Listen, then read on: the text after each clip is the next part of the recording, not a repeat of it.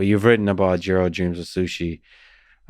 It's just a really clean, good example that people are aware of mastery in the art of the simple in food. What do you make of that kind of obsessive pursuit of perfection in creating simple food?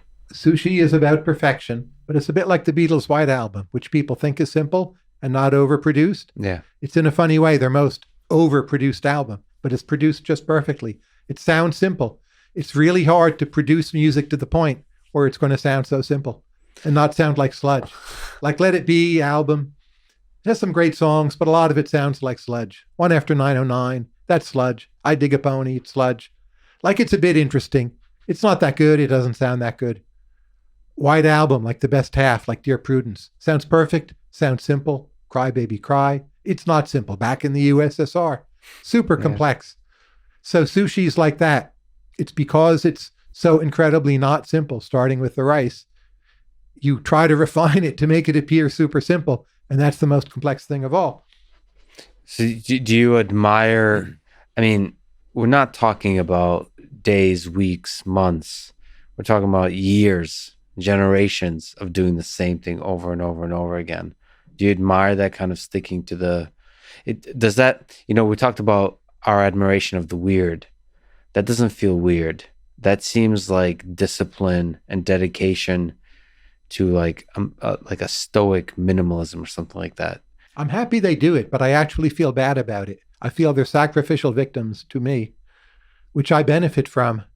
But don't you ever think like, gee, you're a great master sushi chef. Wouldn't you be happier if you did something else? Doesn't seem to happen.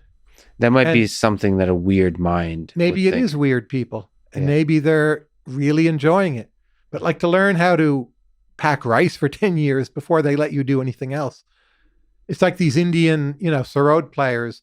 They just spend 5 years tapping out rhythms before they're allowed to touch their instruments. Well, actually, to defend that, it's kind of like graduate school, right? well, I think graduate school, perhaps, graduate school is full of, like, every single day is full of surprises, I would say.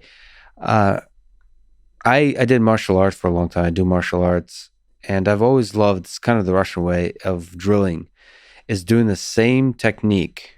I don't know if applies into intellectual or academic disciplines, where you can do the same thing over and over and over again, thousands and thousands and thousands of times.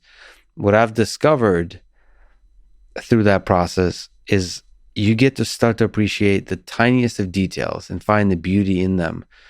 People who go to like monasteries to meditate talk about this, is when you just sit in silence and don't do anything, you start to appreciate how much complexity and beauty there is in just the movement of a finger. Like, you can spend the whole day joyously thinking about how fun it is to move a finger.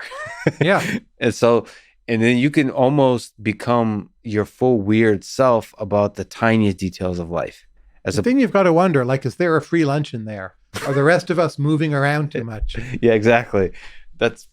They sure feel like they found a free lunch. The people meditate, they're onto something. I tend to think it's like artists, that some percent of people are like that, but most are not. And for most of us, there's no free lunch. Like, my free lunch is to move around a lot in search of lunch, in fact.